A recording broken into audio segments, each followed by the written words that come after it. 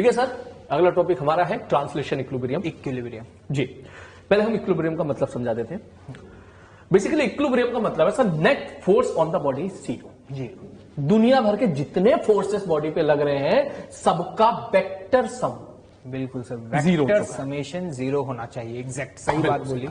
Vector sum zero होना है। इसका मतलब सर अभी मैं थोड़ा सा बहुत एक दो बातें यहां पे बताऊंगा। हाँ। कि सर हम लोगों ने देखा था F net external equal to पड़ा था मास इनटू एक्सेलरेशन, हाँ, वेक्टर वाइज। ये हमें बताया था सेकंड लॉ से। ठीक, तो इक्विलिब्रियम का मतलब है ये वाला टर्म जीरो हो चुका है। एग्जैक्टली मतलब नेट एक्सटर्नल फोर्स उस बॉडी पर जीरो करना है। इसका बाय डेफिनेशन हमने इसको नाम बोल दिया है कि भाई इसका अगर net external force on the body is zero तो इसका मतलब body is in translation equilibrium. और यहां से मुझे ऐसा दिख रहा है कि इसका मतलब एक्सेलरेशन भी क्या हो जाएगा, जीरो हो जाएगा। अब एक्सेलरेशन जीरो होने के दो मतलब है सर। हाँ, हम लोग यहीं पे अच्छे से समझ लेते हैं, उसके बाद हम लोग बाकी क्वेश्चन से भी देखेंगे कि या तो बॉडी रेस्ट पर है और हमेशा ही रेस्ट पर है, बिल्कुल अभी भी रेस्ट पर है और थोड़ी देर के बाद भी रेस्ट पर है, लेकिन हमेशा ही रेस्ट पर है। आप समझ रहे हैं कि अगर मैं ऐसा बोलूं कि भाई इक्विलिब्रियम का मतलब क्या, इट इज ऑलवेज कि भाई कोई बॉडी रेस्ट पर है तो इक्विलिब्रियम है, ये बात तो सही है। लेकिन इक्विलिब्रियम का मतलब हमेशा ही रेस्ट पर हो, ये बिल्कुल गलत है। ऐसा भी हो सकता है हाँ कि वेलोसिटी कांस्टेंट कांस्टेंट हो। बेसिकली हम ये कहना चाह रहे हैं कि पार्टिकल कांस्टेंट वेलोसिटी के साथ चल रहा हो तो भी तो एक्सेलरेशन जीरो आता था। मतलब ये दोनों केसेस हैं, सिंपल सी बात है। इक्विलिब्रियम का मतलब हमें इतना याद रखना है कि एक्सेलरेशन जीरो है, एक्सेलरेशन जीरो है। क्योंकि स्टूडेंट्स के दिमाग में ये एक मिथ रहता है जी कि अगर इक्विलिब्रियम है तो वो बॉडी रेस्ट पे होगी, रेस्ट पर होगी। ऐसा जरूरी नहीं, ऐसा जरूरी नहीं। मतलब ये दोनों केसेस हो सकते हैं, आइदर रेस्ट पे भी हो सकता है या फिर हो सकता है कि वो गिवन बॉडी कांस्टेंट वेलोसिटी से मूव कर रहा हो, ना डायरेक्शन बदल रही हो, हाँ, ना उसका मैग्नीट्यूड बदले। बेसिकली इफ अगर मैं सेंटेंस बोलूं if body is in motion, हाँ, देन हम ये बोल सकते हैं कि translation equilibrium is also possible. हाँ बिल्कुल सर, बिल्कुल। वेलोसिटी अगर कांस्टेंट है तो ट्रांसलेशनल इक्विलिब्रियम की कंडीशन फुलफिल हो जाती है। ठीक है सर, इसको हम आगे बढ़ते हैं। यस, अगला point, when all the forces acting on the system are balanced then it is called equilibrium. वही टर्म्स है sir. The at equilibrium net force on the system is zero. ये बिल्कुल सही बात है। इसी को थोड़ा मैं एक्सपेंड कर देता हूं। जैसे कि अगर हम कहते हैं कि किसी भी सिस्टम पे नेट फोर्स जीरो है जी, और फोर्स एक वेक्टर क्वांटिटी है जी, तो फोर्स तो ऑब्वियस है 3 डायमेंशन में किसी भी डायरेक्शन में लग सकते हैं। बिल्कुल। जब भी हम किसी भी बॉडी का फ्री बॉडी डायग्राम बनाते हैं और फिर फोर्सेस को जब हम रिजॉल्व करते हैं तो इसी चीज को स्प्लिट करके हम ऐसे लिख सकते हैं कि नेट फोर्स एक्स एक्सिस के अलोंग भी जीरो होगा, वाई के अलोंग भी जीरो होगा और नेट फोर्स जेड के अलोंग भी जीरो होगा। ये हमारे लिए इंपॉर्टेंट है। बिल्कुल इंपॉर्टेंट है सर। एक्स का मतलब ये हो गया, एफ एक्स का सिग्मा वेक्टर बाई जीरो का मतलब इधर वाला फोर्स बराबर इधर वाला, मतलब जितने भी फोर्सेस एक्स एक्सिस के अलोंग लग रहे हैं उनका नेट समेशन बराबर जीरो कर दो। जितने भी फोर्सेस वाई के अलोंग लग रहे हैं उनका वाई के अलोंग नेट समेशन जीरो कर दो। ऐसे ही सिमिलरली आपको जेड के अलोंग करना है। ऊपर वाला बराबर नीचे वाला, दाएं वाला बराबर बाएं वाला, आगे वाला बराबर पीछे वाला। और एक बात और सर, हाँ, मैं सभी बच्चों से कहना चाहूंगा इस स्टेज के बाद एक बार फिर से कंपोनेंट किसी वेक्टर का कैसे लेते थे वो जरूर रिवाइज कर लें। बिल्कुल वेक्टर में, क्योंकि यहां पर हम ऐसे क्वेश्चंस करने जा रहे हैं जहां पे फोर्स एक फिजिकल क्वांटिटी होगी जिसके हम कंपोनेंट्स में रिजॉल्व करेंगे। तो अगर आप भूल गए हो भैया पढ़ लेना भी ठीक से, वरना बाद में दिक्कत आएगी। अभी वक्त है, अभी थोड़ा टाइम लगेगा आपको वहां तक पहुंचने में। तो पहली सिचुएशन जैसे कि ब्लॉक रेस्ट पर है सर, बिल्कुल इसके एबीडी बनाए सर। हाँ, नीचे mg, ऊपर नॉर्मल फोर्स। ये आपको कहां जाता दिखाई दे रहा है, ऊपर। जैसा क्वेश्चन में ऑलरेडी मेंशन है कि ब्लॉक इज एट रेस्ट, तो नेट फोर्स जीरो, ऊपर वाला बराबर नीचे वाला। और हमने सर यहाँ पे नॉर्मल एक्शन की वैल्यू कैलकुलेट करना सीख गए। और सिंपल सी बात है, यहाँ पे हमें दिख भी रहा है कि फोर्सेस सिर्फ और सिर्फ वाई एक्सिस के अलोंग ही लग रहे हैं। अगली सिचुएशन देखते हैं। हाँ सर, ये वाला डायनामिक इक्विलिब्रियम। मैं इसको मिटा देता हूं सर। हाँ, डायनामिक इक्विलिब्रियम नोट कर लेना इसको। डायनामिक इक्विलिब्रियम का मतलब है कि बॉडी इक्विलिब्रियम में है लेकिन अभी रेस्ट पे नहीं है। हाँ, वो कांस्टेंट वेलोसिटी से मूव कर रहा है। जैसे ये भी इक्विलिब्रियम का ही कंडीशन है। ये दो नाम है, याद रखिएगा। स्टैटिक मतलब बॉडी रेस्ट पर है और अगर डायनामिक इक्विलिब्रियम में है तो इसका मतलब वो बॉडी कांस्टेंट वेलोसिटी से मोशन कर रही है। इसका मतलब यहाँ पर एक्सेलरेशन भी जीरो है, बाई काइनेमेटिक्स हम कह सकते हैं। बिल्कुल। तो नेट फोर्स भी जीरो हो गया। हाँ। मतलब ऊपर नॉर्मल नीचे एमजी, नॉर्मल बराबर एमजी, यहां भी है और यहां, दोनों केस में। ठीक है सर। सर इस पार्ट में डाउट आ जाता है बच्चों को। हाँ सर इसमें नेट फोर्स 0 है। हाँ। अभी आगे क्यों जा रहा है सर, रुक जाना चाहिए। ये मैं बता देता हूँ, ये हाँ। बहुत ही कॉमन डाउट रहता है। लोगों को लगता है कि अगर फोर्स नहीं है तो फिर ये आगे क्यों जा रहा है। ये इंपॉर्टेंट है। एक्चुअली जो फोर्स है, फोर्स से आता है एक्सेलरेशन, और एक्सेलरेशन जो है ना वो वेलोसिटी को चेंज करता है। चेंज, जब एक्सेलरेशन है ही ना यहाँ पर, तो फिर फोर्स तो वैसे ही 0 हो गया, तो वेलोसिटी चेंज भी नहीं हो रही। तो भैया कांस्टेंट वेलोसिटी से किसी चीज को चलाने के लिए फोर्स की जरूरत नहीं होती। अगर कोई बॉडी चल रही है इसका मतलब कोई जरूरी नहीं है कि उस पे फोर्स लग रहा हो, क्योंकि अगर उसकी वेलोसिटी कांस्टेंट है तो डेफिनेटली एक्सेलरेशन क्या होगा, 0 रहेगा। सर यहीं से तो वो आया था लॉ ऑफ इनर्शिया, कोई बॉडी कांस्टेंट वेलोसिटी से चल रही है तो चलती रहना चाहिए, तो चाहिए, चाहेगी, चाह रही है ना, तभी तो जा रही है। ठीक है सर, आगे चलते। हाँ सर, अब आते हैं कुछ ट्रांसलेशनल इक्विलिब्रियम के क्वेश्चंस। सर अब हम क्या करेंगे, हम बच्चों को बताए थे कि एफबीडी बनाना हम सीख गए हैं। अब एफबीडी बनाएंगे, लेकिन जल्दी से बनाएंगे। एफबीडी बनाना है, गिवन सिस्टम ट्रांसलेशनल इक्विलिब्रियम में है, और अब हमें वैल्यूज भी निकालनी है। वैल्यूज भी निकालनी है। तो सर अब मैं एफबीडी बनाने वाला पार्ट थोड़ा फास्ट बनाऊंगा, बिल्कुल, और कैलकुलेशन वाला पार्ट सिंपल करेंगे। ठीक सर, आप मुझे बताइएगा, ये है 2m वाला। हाँ, पूरा सिस्टम इक्विलिब्रियम में है, 2m भी इक्विलिब्रियम में है। बिल्कुल। इसकी एफबीडी बनाए, बताइए सर। एक तो नॉर्मल फोर्स लगेगा सी की वजह से, N1 कह दूं सर, एक 2mg डाउनवर्ड, बस इतना ही, बस 2 ही फोर्सेस लग रहे हैं। रुका हुआ है, बिल्कुल सर। नेट फोर्स 0, ऊपर वाला बराबर, नीचे वाला N1 बराबर 2mg। 2mg। डब्बा नंबर 1। सर m के बारे में, अगर हम m का फ्री बॉडी डायग्राम बनाए जी, तो यहाँ पर मतलब जो सी ब्लॉक है इस पर 2 नॉर्मल फोर्स आएंगे, जैसा कि हम देख भी चुके हैं। बिल्कुल सर। एक तो 2m की वजह से आएगा, जी, मैं नीचे लगा दूं, बिल्कुल वर्टिकली डाउनवर्ड डायरेक्शन में। Towards the body. एक सरफेस की वजह से आएगा जी, अपवर्ड, जिसको N2 बोल सकते हैं। बिल्कुल। और एक mg डाउनवर्ड डायरेक्शन में लगेगा, बिल्कुल। और हम ये जानते हैं इक्विलिब्रियम मतलब एक्सेलरेशन क्या है, 0। तो नेट फोर्स जो अपवर्ड डायरेक्शन में है वो डाउनवर्ड वाले के बराबर हो जाएगा। तो देखो ऊपर कितना लगा, ओनली N2 सर आप लिखे N2 जी, और नीचे क्या लगा, N1 प्लस mg। और N1 की हम वैल्यू यहां से निकाल चुके हैं, इस वैल्यू को पुट कर देंगे तो यहां से हम N2 का वैल्यू डायरेक्टली लिख सकते हैं। क्या आ जाएगा ये सॉल्व करने पर, 3mg। क्लियर, बिल्कुल सही बात है, 3mg। ठीक है, ओके सर। ये जो बीडी थी मैंने यहाँ पे बना दी है। हाँ, हमने बच्चों को बोला था कि हम एक्सटर्नल इंटरनल दिखाते हुए चलेंगे। बिल्कुल। तो 2m वाले ब्लॉक पर सर ये दोनों फोर्सेस लगे, मैंने यहां दिखा दिया है। तो इसका मतलब इसके लिए ये दोनों फोर्सेस हो गए एक्सटर्नल फोर्सेस। ऑब्वियस है, जब भी हम फ्री बॉडी डायग्राम बनाते हैं तो सिर्फ और सिर्फ एक्सटर्नल फोर्सेस को ही रिप्रेजेंट करते हैं। उसी तरह m पर ये 3 एक्सटर्नल हो गए। हाँ, लेकिन अगर मैं ये नीले वाले पेन से इस दोनों को सिस्टम मान लूं, दोनों को, बिल्कुल B और C, अगर इन दोनों बॉडीज को अपना सिस्टम मान लें जी, तब ये N1 हो जाएगा इंटरनल फोर्सेस। ये इंपॉर्टेंट है क्योंकि स्टूडेंट्स को ये डाउट रहता है कि ये हम कैसे डिसाइड करें कि कौन सा फोर्स एक्सटर्नल है और कौन सा फोर्स इंटरनल है। तो मेरे को तो सर एक सिंपल सी लाइन याद रहती है कि अगर कोई फोर्स जिसका action as well as reaction दोनों सिस्टम के अंदर ही आ जाए, तो वो इंटरनल फोर्स है। जी, बिल्कुल सही। जैसे कि अगर मैं B और C इस पूरे को अपना सिस्टम कंसिडर करूं तो B ने C पे जो फोर्स लगाया और C ने B पे जो फोर्स लगाया, ये पूरे दोनों डिब्बे के अंदर ही है, आपस में वो इंटरेक्ट कर रहे हैं। तो उस केस में अगर मैं B प्लस C को अपना सिस्टम मानता हूं तो उस केस में मैं N1 को इंटरनल फोर्स कंसिडर कर सकता हूं। आप ये मत सोचना सर 2mg भी तो यहां लग रहा है, ये 2mg अर्थ ने लगाया है। बिल्कुल, mg अर्थ ने लगाया, कोई बाहर वाला बंदा है जो इन दोनों पे बाहर से अलग से फोर्स लगा रहा है। ये इस सरफेस ने नहीं लगाया mg फोर्स भैया, ठीक है, सरफेस तो नॉर्मल लगा रही है जी, ठीक है। आगे बढ़े सर, आगे बढ़ते हैं सर। अगला न्यूमेरिकल देखते हैं। अगला न्यूमेरिकल देखते हैं सर, ये रहा जी सर। ये 3 मासेस हैं और टेंशन निकालनी सर इसमें। हाँ, टेंशन निकालनी है और पूरा सिस्टम इक्विलिब्रियम में है। इजी न्यूमेरिकल्स देख रहे हैं, पहले बिल्कुल फंडामेंटल क्लियर करेंगे, फिर अच्छे न्यूमेरिकल्स, फिर अच्छे न्यूमेरिकल बिल्कुल जाएंगे सर अपन। ठीक है सर, अगर मैं सी की एफबीडी बनाता हूं, हाँ, नीचे 3mg, ऊपर T1 मान लेते, मैंने T1 मान लिया, ये रुका हुआ है, तो T1 बराबर कितना हो जाएगा, 3mg। अगर मैं बी की एफबीडी बनाता हूं सर, नीचे कितना लग रहा होगा, T1 फोर्स लग रहा होगा। mg को तो मैं पहले लगाऊंगा, 2m है तो लेकिन यहाँ एक और फोर्स लगेगा अपवर्ड ऊपर की तरफ, डायरेक्शन, क्योंकि ये वाली भी रस्सी है। बिल्कुल सर। ऊपर की तरफ T2। तो सर यहां से इक्वेशन बनी, ऊपर वाला फोर्स बराबर नीचे वाला फोर्स T1 प्लस।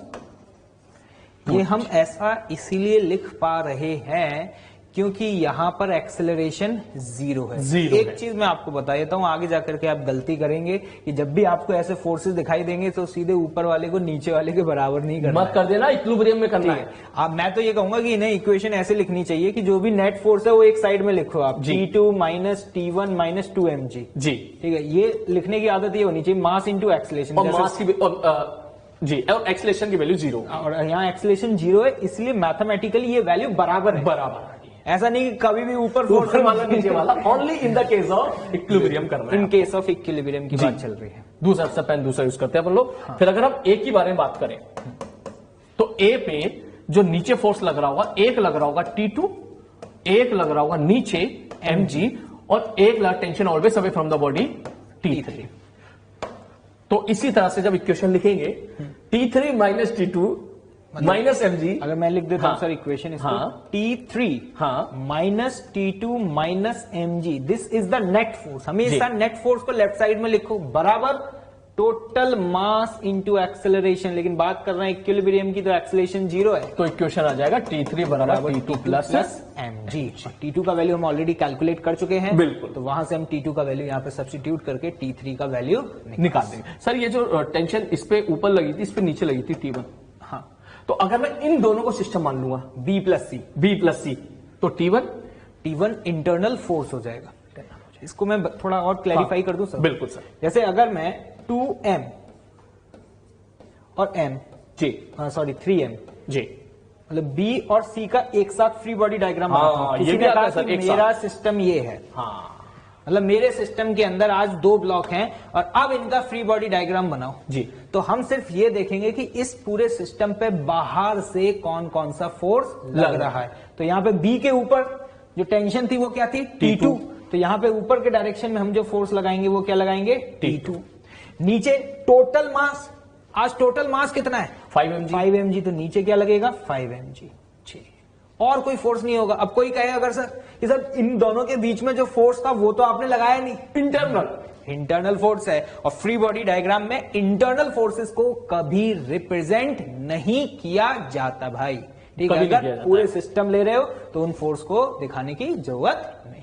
उम्मीद कर रहा हूं कि ये सारी चीजें आपको बहुत क्लियर होती जा रही होंगी, आगे हमें न्यूमेरिकल्स को सॉल्व करने में बहुत हेल्प मिलेगी। सर मैंने देखा भी था कि जो पहले वाले सर ने बताया था, हाँ, कि जो एक्सेलरेशन आया था काइनेमेटिक्स में हमने नहीं देखा था क्यों आया था, हाँ, और फिजिक्स में यहाँ पे फाइनल में हम देख चुके हैं एक्सेलरेशन की जो वजह है वो नेट एक्सटर्नल फोर्स है। नेट एक्सटर्नल फोर्स, हम एक्सेलरेशन का कॉस ही पढ़ रहे हैं इस टॉपिक पे, जो कि आ रहा है केवल किसकी वजह से, एक्सटर्नल फोर्सेस की वजह से। मतलब इंटरनल फोर्सेस की वजह से कभी एक्सेलरेशन नहीं होगा, नहीं आता। ये टर्म आ जाता है which of the statement is correct incorrect, कि internal forces can produce acceleration. इसके बारे में काफी डिटेल में चर्चा करेंगे centre of mass chapter, centre of mass में पढ़ेंगे यहाँ पे, तो इसको यहीं पे होल्ड रखते हैं सर। इस चीज में ना मैं एक चीज चाह रहा हूं कि बच्चे ऐसा ना हो, क्योंकि हम तो सर हर चीज बताते हुए चल रहे हैं, आप ये नोट कर लीजिएगा, मैं इसको मिटा रहा हूं, कहीं ऐसा ना हो कि आप लोग इस तरह के सवाल अगर आते हैं, हमने तो सारी चीजें अच्छे से डिस्कस कर ली है, तो हर क्वेश्चन में आप इतनी बड़ी कैलकुलेशन करें।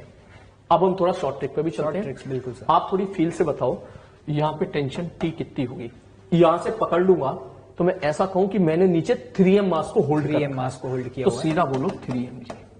बिल्कुल, मतलब सिंपल सी बात है कि अगर कोई सिस्टम इक्विलिब्रियम में है और टेंशन फोर्स किसी स्ट्रिंग में निकालनी है, तो ये चेक करो भैया उसके नीचे टोटल मास कितना है। तो यहां पर अगर कोई टेंशन T2 बोले हुए तो सर यहां से पकड़ के मैं इतने मास को होल्ड करके रखा हुआ। बिल्कुल, उसके नीचे वाले को देखो सिर्फ, ऊपर वाले को नहीं। 5 mg।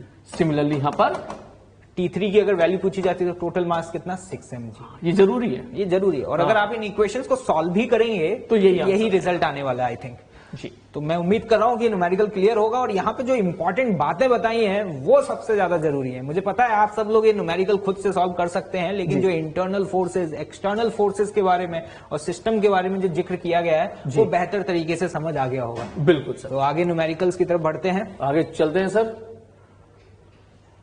नेक्स्ट, हाँ, ये आपके लिए एक अगला न्यूमेरिकल है, खुद से सॉल्व करें। जब भी कोई नया न्यूमेरिकल आए ना सर, स्क्रीन पॉज करो, पहले खुद से सॉल्व करो। हम बोल ही रहे हैं ना, हम हमेशा याद दिला देंगे। स्क्रीन पॉज, पीछे देख लो सर, ठीक है। अब सॉल्व करो। चलिए सर स्टार्ट करें। बिल्कुल सर। सबसे पहले वीडियो बनाऊंगा मैं, यहीं पे बना रहा हूँ समय बचाने के लिए। तो नीचे लगेगा mg जो कि 20 होगा एग्जैक्टली, 2 किलोग्राम है। इधर से लग रहा होगा नॉर्मल n1, ठीक। इधर से लग रही होगी टेंशन फोर्स। बिल्कुल सही बात है सर। अब क्या है, ये हम लोग थोड़ी देर हमने बच्चों को बताया भी था कि भाई इक्विलिब्रियम का मतलब होता है नेट फोर्स 0, नेट फोर्स का 0 होना।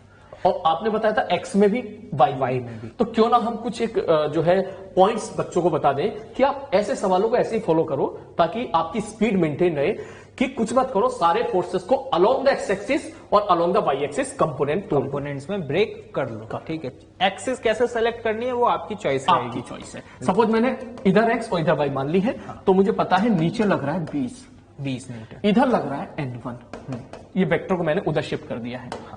और इधर टेंशन है, तो ये एंगल 37 है सर, तो ये वाला एंगल भी 37 डिग्री। तो इधर t है, तो ऊपर t cos 37, t cos 37, और इधर t sin 37, t sin 37। बस खत्म हो गया, खत्म सवाल। हमने क्या किया देख ही रहे हैं, फोर्स, टेंशन फोर्स को रिजॉल्व कर दिया x और y के अलोंग, और बॉडी अगर इक्विलिब्रियम में है तो ये हमें पता है नेट फोर्स x के अलोंग और y के अलोंग क्या होगा 0। अगर मैं आपसे कहूं कि नेट फोर्स बताओ y के अलोंग, क्या करना है 0। तो t cos 37 किसको बैलेंस कर रहा है 20 को, तो यहां से टेंशन की वैल्यू आ जाएगी, तो हम यहां पे लिख सकते हैं t cos 37 इक्वल्स टू 20। इसके बाद बच्चे अपना आप कर ही लेंगे सर। cos 37 की वैल्यू आपको पता है, n1 की वैल्यू यहाँ पे वैल्यू पुट कर देंगे। दूसरी इक्वेशन मैं यहाँ लिख सकता हूँ, n1 की वैल्यू क्या होगी t sin 37। इक्वेशन लिखना ज्यादा जरूरी है, उसके बाद तो मैथ से आप सॉल्व कर सकते हो। ऊपर वाला बराबर नीचे वाला, दाएं वाला बराबर बाएं वाला। चलिए अगला न्यूमेरिकल देखते हैं सर। अब हम बहुत स्पीड के साथ निकलेंगे। हाँ, और बताइए सर, ये इक्विलिब्रियम पे है, इसने साफ साफ मेंशन कर दिया है इस चीज को, मतलब नेट फोर्स 0, ऊपर वाला बराबर नीचे वाला, दाएं वाला बराबर बाएं वाला। बताइए सर, नीचे 20, इधर T1, इधर T2। Tension is always away from the system या बॉडी। इंपॉर्टेंट बात यहाँ पे ये है कि 2 अलग अलग स्ट्रिंग है, इसलिए हमने यहाँ पे टेंशन फोर्स की वैल्यू अलग अलग कंसिडर करी है, T1 एंड T2। अगर इधर T1 है, अभी आप खुद करोगे, इधर T1 है तो इधर हो जाएगा T1 cos 37, मतलब T1 का हॉरिजॉन्टल कंपोनेंट, और इधर हो जाएगा T1 sin 37। तो ऊपर वाला फोर्स बराबर 20 और T2 बराबर T1 cos 37। इसके बाद आप ही को करना है, पेपर आप ही को देना है। ठीक है, आगे बढ़ते हैं सर। अगला क्वेश्चन हम चलते हैं। हाँ, ये भी क्वेश्चन ऐसा ही है जैसे पहले थे। बिल्कुल। यहाँ पर क्या है कि एक स्पेयर है 10 kg का, जो कि 2 इंक्लाइन प्लेन के बीच में रखा हुआ है, ठीक है। और क्वेश्चन में ऑलरेडी मेंशन है कि सिस्टम इज इन इक्विलिब्रियम, और हमें यहाँ पर ये फाइंड आउट करना है कि ये 2 इंक्लाइन प्लेन कितना नॉर्मल फोर्स एक्सर्ट कर रहे हैं। तो वही बेसिक स्टेप, सबसे पहले एफबीडी बनाओ, फ्री बॉडी डायग्राम बनाओ, जितने भी फोर्सेस लग रहे हैं सभी को रिप्रेजेंट करो। इक्विलिब्रियम है तो नेट फोर्स एक्स और वाई एक्सिस के अलोंग 0 कर लो। एक्स और वाई में फोर्सेस के कंपोनेंट करो और इक्वेट कर दो। बिल्कुल सर। चलो सर, नीचे लग रहा होगा mg कितना है सर 10 kg है तो 100 हो गया सर। हाँ, इस बार 100 हो गया सर। और इधर लगा होगा नॉर्मल रिएक्शन, n1 बोल दो। हाँ, इधर लग रहा होगा नॉर्मल रिएक्शन n2, और ये नॉर्मल n1 n2 इस O से पास हो रहे होंगे, मतलब from the centre of the sphere. ये हम पहले भी बात कर चुके हैं कि कोई भी नॉर्मल फोर्स हमेशा सेंटर से ही पास होता है। ठीक है सर। बस मेरा एफबीडी का पहला स्टेप खत्म। हाँ, अब दूसरा स्टेप मैंने मान लिया ये एक्स एक्सिस है और ये वाई एक्सिस। मन ही मन में अपने मन से एक्स और वाई मैंने सेलेक्ट कर लिया। अब देखो सर, ये एंगल है 53। हाँ, तो ये एंगल हो जाएगा 37। बिल्कुल। तो एक काम करूं सर, मैं इसको ऐसे डायग्राम बना दूं यहाँ पर। हाँ, इस n1 को उठा के यहां रख देता हूं। हाँ, मतलब मैं बना देता हूं। हाँ, बनाइए सर, आप बोलते जाइएगा। ये n1 फोर्स। बिल्कुल सर। ठीक। इस n2 वेक्टर को उठा के यहां शिफ्ट कर दिया। ये हो गया हमारा n2, और नीचे लगेगा mj। बिल्कुल सर। एंगल्स का थोड़ा ध्यान रखें। मेन इंपॉर्टेंट ये है कि एंगल्स क्या लेना है। जैसे कि यहाँ पे देख पा रहे हैं n1 हॉरिजॉन्टल सरफेस के साथ 37 डिग्री का एंगल बना रहा था, तो ये एंगल हो जाएगा हमारा 37। उसी तरीके से n2 हॉरिजॉन्टल सरफेस के साथ जो एंगल बना रहा है वो कितना बना रहा है 53 डिग्री। बस ये 53 ऐसा आएगा, ये 37 है ना, ये 90 है, तो ये 53 हो जाएगा। बस अब तो 2 वेरिएबल हैं। अब आपको क्या करना है, एक्स और वाई एक्सिस के अलोंग नेट फोर्सेस को 0 कर देना। इक्वेशन लिख देते हैं। हाँ, थोड़ा सा हेल्प रहेगी। अगर यहाँ पे देखें तो n1 का हॉरिजॉन्टल कंपोनेंट क्या होगा, N1 cos 37 और N2 का हॉरिजॉन्टल कंपोनेंट क्या होगा, N2 cos 53 जी। तो हम यहां पे लिखेंगे N1 cos 37 is equal to N2 cos 53। अभी काम नहीं होने वाला एक इक्वेशन से, क्योंकि दो इक्वेशन दो अननोन, क्योंकि दो अननोन है, N1 भी नहीं पता और N2 भी नहीं पता। वैसे आपको बता दें फिजिक्स में बहुत ज्यादा जरूरत पड़ेगी, दो वेरिएबल हो तो हमें दो इक्वेशन चाहिए, ये पता ही होगा सर। तीन वेरिएबल हो तो हमें तीन इक्वेशन चाहिए, चार वेरिएबल हो तो हमें चार इक्वेशन चाहिए। याद रखना इस चीज को जी। ये बच्चे बचपन से पढ़ते हुए आ रहे हैं 9th-10th क्लास में, उम्मीद कर रहा हूँ सब मजे आ जाए अगर ये अगर सॉल्व कर लें तो। हाँ जी। तो यहाँ से N1 cos 37 equal to N2 cos 53, ये एक इक्वेशन हो गई जो कि x एक्सिस के अलोंग। सिमिलरली y एक्सिस के अलोंग भी नेट फोर्स 0 है जी। तो y एक्सिस के अलोंग क्या लिखेंगे, net force N1 sine 37 sin 37 जी, प्लस N2 sin 53। दिस ये हो गया ऊपर वाला force in vertically upward direction, Direction। और जो कि किसके बराबर होगा, नीचे वाले mg के force के बराबर, mg के और mg की वैल्यू क्या है, 100 जी। अब सर मैं इसके आगे तो सॉल्व नहीं करना, मैं भी नहीं करूंगा, आप ही को करना है, पेपर आपको देना, आपको करना ठीक है। ठीक है। दो इक्वेशंस हैं, दो दो वेरिएबल हैं, कैसे सॉल्व होगा, क्या करना है ये आप जाने, ठीक है। जी। इक्वेशन लिखना बता दिया, एंगल मैंने आपको बता दिया। सर एक एडिशनल पॉइंट और जोड़ देता हूँ, क्योंकि हाँ कुछ स्टूडेंट्स को ये एंगल वेंगल निकालने में, मतलब उनकी ज्योमेट्री जो 3D ज्योमेट्री होती है वो बड़ी वीक रहती है। ओके, अगर इस तरीके की कोई सिचुएशन दी हुई है जी। तो हमेशा याद रखना कि नॉर्मल फोर्स जो इंक्लाइन प्लेन से लगता है, जैसे कि इस सरफेस से जो नॉर्मल फोर्स है वो N2 लगा है, जी सर। तो नॉर्मल फोर्स अपनी वर्टिकल लाइन के साथ वही एंगल बनाएगा जो उस इंक्लाइंड सरफेस ने हॉरिजॉन्टल के साथ बनाया होगा। ये कोई बहुत नई चीज नहीं है, जी, ठीक है, एक आसान सी चीज है, लेकिन एंगल्स को निकालने में आपको हेल्प करेगा। तो यहाँ पे ये एंगल सिंपली हम बोल सकते थे क्या होगा, 37, क्योंकि इस इंक्लाइन ने हॉरिजॉन्टल 37 बनाया है, इसलिए इस फोर्स ने वर्टिकल के साथ 37 ये बनाया। एंगल हो जाएगा आपका 53 डिग्री। बिल्कुल सर। आगे बढ़े सर। आगे बढ़ते हैं सर। सर इस क्वेश्चन का एक मेथड और है सर। बिल्कुल आपने जिक्र किया तो बिल्कुल बताया जाएगा सर। बिल्कुल सर, लामीज थ्योरम। इस क्वेश्चन को करने से पहले एक थ्योरम के बारे में देखते हैं, ठीक है, लामीज थ्योरम। अब ये थ्योरम के कुछ कंस्ट्रेन है, ये हर जगह वैलिड नहीं होता, इसलिए हमने सबसे पहले आपको इक्विलिब्रियम के क्वेश्चंस को सॉल्व करने के कुछ फंडामेंटल स्टेप्स बताए। हमेशा फंडामेंटल स्टेप्स से ही सॉल्व करना है, क्योंकि थ्योरम्स वगैरह कहीं कहीं लग पाती हैं, हर बार यूज नहीं हो पाती, लेकिन कभी कभी बुक्स में दिया होता है इसलिए बता देते हैं। हाँ, ये भी बताना जरूरी है, वरना लगेगा कि सर ने ये तो पढ़ाया नहीं। बिल्कुल सर। और कहीं कहीं ये तरीका भी अच्छा होता है कुछ सवालों में। बिल्कुल, कुछ सवालों में हमारी काफी हेल्प करेगा। हाँ। ये जो थ्योरम है ना, ये साइन रूल पर बेस्ड होता है, ठीक है, अभी आपको समझ में आ जाएगा। जो साइन रूल आप सॉल्यूशंस ऑफ ट्रायंगल में पढ़ के आए हैं उसी पे बेस्ड है, ठीक है।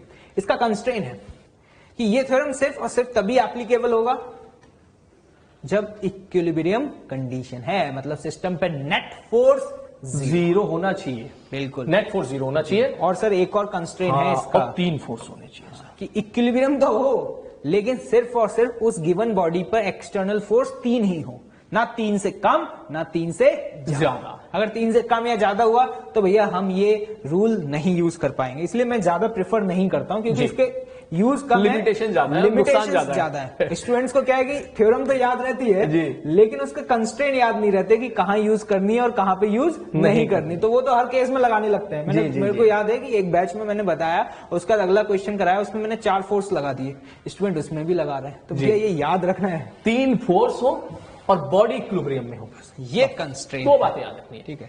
आते हैं देखते हैं थ्योरम क्या है। जैसे कि एक एम मास की बॉडी, जैसा कि आप यहाँ पे देख पा रहे हैं, और उस पर 3 फोर्स लग रहे हैं, F1, F2 एंड F3। ये तीनों फोर्सेस का लाइन ऑफ एक्शन आपको दिखाया गया है, ठीक है। अब देखना ध्यान पे, अगर बॉडी इक्विलिब्रियम में है तो हम क्या लिखेंगे, F1 अपॉन साइन अल्फा। अब यहाँ पे अल्फा क्या है, अल्फा F1 के अलावा जो 2 फोर्स हैं, मतलब F2 और F3, उनके बीच का एंगल है।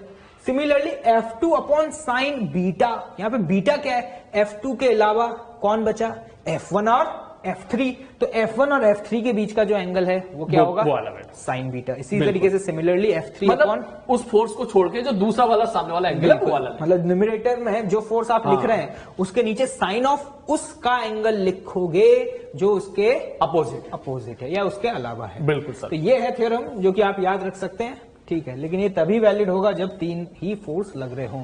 जैसे कि याद करो, अभी हमने एक न्यूमेरिकल सॉल्व किया प्रीवियस जी, N1 N2 और N3 mg लग रहा था, ठीक है। दो नॉर्मल फोर्स और एक ग्रेविटेशनल फोर्स, तीन फोर्स थे। याद करो उससे पहले भी एक क्वेश्चन सॉल्व किया था, T1 T2 और mg। सब में अभी तक सारे क्वेश्चन ज्यादातर क्वेश्चन, मतलब हम मैकेनिक्स में ज्यादातर क्वेश्चंस में क्या है ना कि तीन फोर्सेस के केसेस बहुत आते हैं, तो वहां पर इसकी हेल्प से हम बहुत आसानी से निकाल सकते हैं। दोबारा से इस क्वेश्चन पे आते हैं सर। उसका डेरिवेशन जो है, उसका डेरिवेशन आप मत पढ़िएगा चक्कर में, सर ये थ्योरम में कैसे आई, ये आप 12th क्लास में पढ़ोगे वेक्टर में। हाँ, और ये मैथ्स है सर, हम मैथ्स की तरफ नहीं जा रहे हैं। हाँ, जैसे ये क्वेश्चन था। हाँ सर, ये क्वेश्चन तो था। अगर इस क्वेश्चन को लामीज थ्योरम से अगर हम देखें, हाँ वो मैं डायग्राम में बनाता हूँ सर। हाँ, ये सेंटर पे हम लोगों ने देखा था, इधर लग रहा था N1 बिल्कुल, और इधर लग रहा था N2 और नीचे लग रहा था mg। 100। बस एंगल्स की बात कर लेते हैं जी। तो आपको याद होगा N2 यहां से लगा तो ये एंगल था 37 डिग्री, ये एंगल था कितना 53 डिग्री जी। तो अगर ये 53 है और ये टोटल 180 होगा जी, तो ये वाला रिमेनिंग एंगल अगर हम कैलकुलेट करें तो ये क्या होगा 180 माइनस 53, मतलब दिस इज व्हाट 127 डिग्री जी। सिमिलरली इसी तरीके से ये वाला एंगल भी हम कैलकुलेट कर सकते हैं। ये 37 है तो ये वाला एंगल हो जाएगा हमारा 143 डिग्री जी। बस हो गया काम खत्म। बस कैलकुलेशन सर 100 डिवाइड बाय उधर वाला एंगल 90। देख लेना भैया गलती नहीं हो जाए। N1 और N2 के बीच का जो एंगल है ना वो कितना 90 डिग्री है। हाँ, इक्वल टू N2 अपॉन इधर वाला एंगल 127, जिसको मैं ये भी लिख सकता हूँ साइन 180 माइनस 53 डिग्री। ऐसे लिखूंगा तो थोड़ा वैल्यू तुरंत निकल कर जाएगी, आसानी से सॉल्व कर हाँ। इक्वल टू ये इसके उधर ही है N1 upon sine 180 minus 37, 143 degree को स्प्लिट करके इस तरीके से लिख दिया है। अब बहुत इजीली आप N2 बता दोगे, ये टर्म इधर आएगा, ये साइन 180 माइनस 53, साइन 53, साइन 50 की वैल्यू होती है 4/5, 100 से मल्टीप्लाई करो आंसर आ जाएगा 80। बिल्कुल सही बात, मैं लिख देता हूं जो सर ने बोला है, मुझे उम्मीद है कि आपको समझ में आ गया होगा, तो जल्दी से बताता हूं। यहाँ पे N2 की जो वैल्यू आ रही है वो कितनी आ रही है 100 साइन 53, साइन 53 की वैल्यू आपको पता है 4/5, तो ये सर ने जो बताया था कि ये वैल्यू कितनी आ गई 80 न्यूटन। उसी तरह वो 60 आ जाएगी। उसी तरीके से N1 की वैल्यू भी यहाँ पे 60 आ जाएगी। सर एक काम करते हैं, हाँ मैं पुराने क्वेश्चन पे जा रहा हूं, आपको 10 सेकंड के अंदर आप भी ध्यान देना, लामीज थ्योरम का स्टेटमेंट बोलना है कि क्या स्टेटमेंट आएगा इसमें। यहां पर जी, जैसे यहां पर मैं देख पा रहा हूं T1 जी, T1 के अपोजिट ये T1 अपॉन साइन 90 जी सर, ठीक है, इक्वल टू मुझे लिखना है T2 डिवाइड बाय, अब ये वाला एंगल आएगा 90 प्लस 37, 90 प्लस 37 जी, sine 90 plus 37 equal to 20 upon 20 divided by 180 minus 37, 180 minus 37, मतलब साइन ऑफ 180 माइनस 37। यहां से भी आप क्वेश्चन को वेरीफाई कर सकते हैं। बिल्कुल, यहां से भी वही सेम आंसर आएगा जी सर। मैं यहां पर मैं बोल रहा हूं जल्दी से, टेंशन नॉर्मल कितना था 20 इस जो है नीचे आ जाएगा 20, इधर आ जाएगा नॉर्मल, इधर आ जाएगा टेंशन, ये एंगल है 37। हम लिखेंगे नहीं, ये बस बोल के निकलेंगे। 20 अपॉन साइन 90 प्लस 37, बिल्कुल sir, equal to normal upon sine 180 minus 37, बिल्कुल सही, equal to tension upon sine 90। अभी आप जाने कैसे करना है। जी सर, हम तो बता चुके हैं जी, हमने दोनों तरीके बता दिए हैं, जहां जो लगे आप उसको लगा दीजिए।